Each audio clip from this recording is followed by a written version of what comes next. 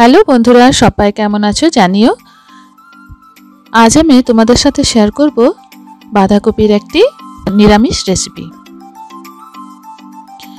এর জন্য আমি একটি ফ্রেশ বাঁধাকপি নিয়ে নিয়েছি।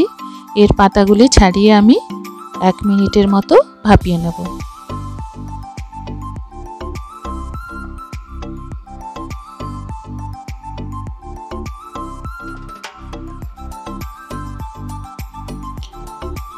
অন্য একটি পাত্রে আমি কয়েকটি সেদ্ধ করা আলু ম্যাশ করে নিলাম।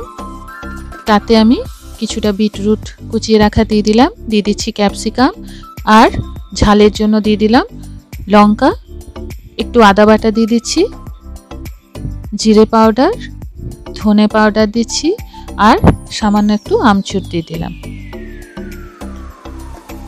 রোস্টেড বাদাম দিয়ে দিলাম। স্বাদ মতো নুন দিয়ে আমি মাখিয়ে নেব।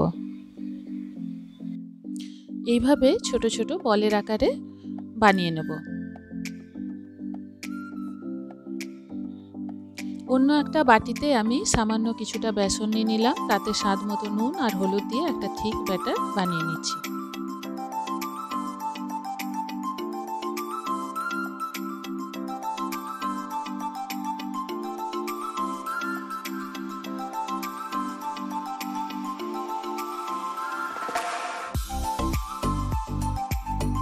এরপর ভাপিয়ে রাখা বাঁধাকপির পাতাতে আলুর ওই বলগুলি দিয়ে এইভাবে মুড়িয়ে বেসনের ব্যাটারে ডুবিয়ে আমি ভেজে নেব।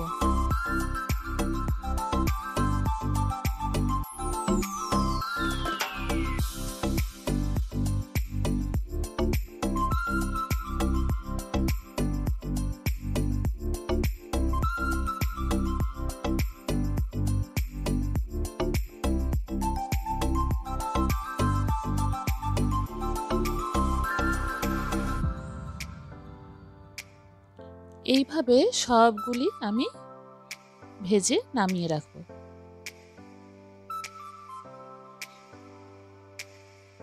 একঘেয়ে বাঁধাকপির তরকারি খেয়ে বোর হয়ে গেলে এইভাবে একবার বানিয়ে দেখতে পারেন।